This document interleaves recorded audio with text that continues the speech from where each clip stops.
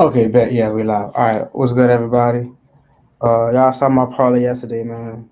Uh, two out of two out of one on my 3 leg parlay. I'm gonna share it with y'all on my share screen.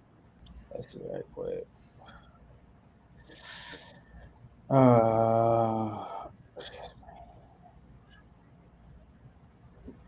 All right, yeah, man. So I took this L on Kevin Porter for 5.5 rebounds.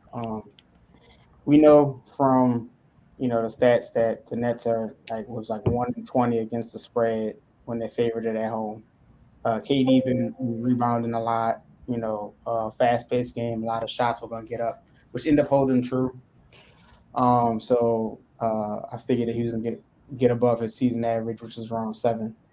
And then I kind of thought the same thing for Kevin Porter, but he acted like he just didn't know how to get rebounds. I mean, the man didn't have a rebound within the first half. He ended up going for 36 though. You know what I mean? But they ended up taking that L.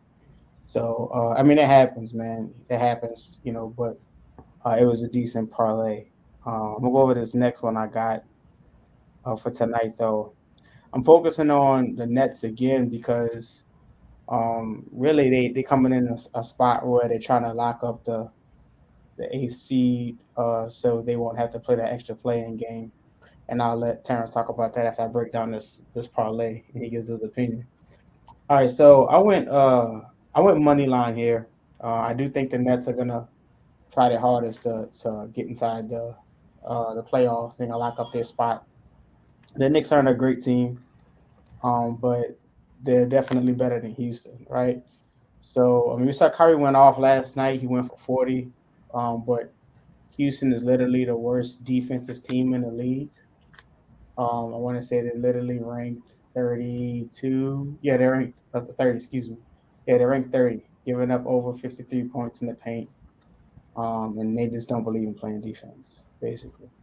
So I took the under here on Kyrie uh against the Knicks just because I think it's a little bit of overreaction on the betters. The line was favorable. And KD's been kind of facilitating the role. It looks like he's been passing the ball a lot. Last night he only put up 18. I definitely think he's going to put up more. But in the games that he's played the Knicks this season, another reason why I took the Nets money line. The Nets are 3-0 against the Knicks this season. One game he had around 30. The other game he had around 53. But in the game he had 53, him nor James Harden played before James Harden was traded. And in the game he had 30. Only James Harden played. Kyrie wasn't there. And I don't think Kyrie has played the Knicks yet this season. So I really thought for a 3 leg of plus 55, the odds are favorable. I mean, that is more than quadrupling your money. You know what I mean? Basically, taking these odds in the 3 legs parlay. So to me, that's low risk, high reward. And that's pretty much what I shoot for every time. See what you think. I think it looks good. The only question I would have, I did have the Nets money line on mine as well. I think they were gonna get that sweep. I could see Kevin Durant under 29. Like I said, ever since James Harden left, Kevin Durant's pretty much been in this James Harden like role of facilitating and trying to get offense going late when they need it. Um, the Kyrie one is the only one. I don't know how hot he really is going to be. He torched the Rockets last night. I don't think he's going to stop, especially since the media is putting all this. The Nets are in the situation they're in because of Kyrie Irving not getting a vaccine and causing them to have to go without. So I could see Kyrie trying to prove himself Yeah, that's and the trying to. questionable leg. He did go off. He has been going off a couple times this game this season, but the ones that stood out the most to me was the Magic and the Rockets, and they're both ranked like bottom three. Bottom of the league. Yeah, But yeah, Kyrie's that type of player. I mean, we already know it don't matter who's guarding him. If he on, he on. And that's the only thing facts, I facts. would have.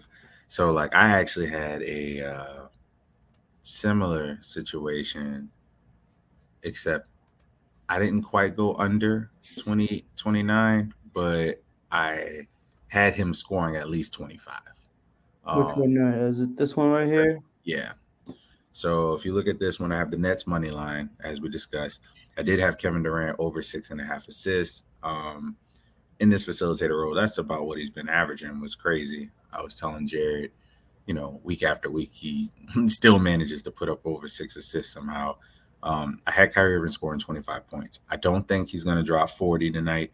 I just don't know if he'll drop less than 30. So I tried to play it a little safe. I went with RJ Barrett at 20 plus points. RJ Barrett's all they have. I have to double check to see if Randall's even playing tonight. He didn't play the last couple of games. But RJ Barrett's been putting up shots, whether they're going in or not. So I'm going to go down shooting with the shooter. And then I had Kevin Durant with 6 rebounds. Like I said, that James Harden-like role, he's just been a more complete player, and I think it takes a hit on his points, which is why I agree with the under on Jared's bet. But I just want to stay away from points altogether because you never know when KD's just going to light one up. That's true. They are those type of players. They are those type of players, man. All right, and break this one down for me. What you saw in this one? So this one was across games in DraftKings. Typically, I like to take a stab in the dark across games on whatever's on the slate, whatever looks favorable. First one, I have Boston Celtics covering the spread at 7.5. They're playing the Bulls. Bulls just played last night. DeMar DeRozan doesn't appear to be playing. He played heavy minutes. The Bulls themselves played heavy minutes and scored only 106 points. They gave up 135 to the Bucks, though. And with the Celtics having Jason Tatum, Jaylen Brown all in the lineup, Marcus Smart has been facilitating well.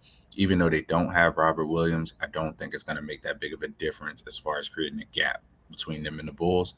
And the Celtics are in a weird place seeding-wise that makes this game very important because they're technically the second seed in the East right now, but they're tied with the Bucks and the 76ers. So if they lose this game to the Bulls, they'll drop down from second to fourth.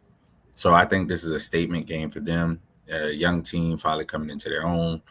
I definitely think they'll make a statement against the Bulls, who are shorthanded. Lonzo was shut down for the season.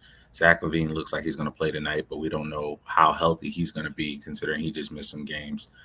So I like the Celtics to cover that one. This next one is Trey Young against the Wizards. I went Boom under or bust for 29. him, man. Boom or bust, man. Yeah, so the Wizards have played the Hawks 3 times so far this season. Trey Young's highest output was 26 points in those games, 26, 24, and 13. So I'm willing to bet that he's not going to hit 30. Even last night, Trey Young, it's not that he's missing a lot of shots. He's not taking a lot of shots.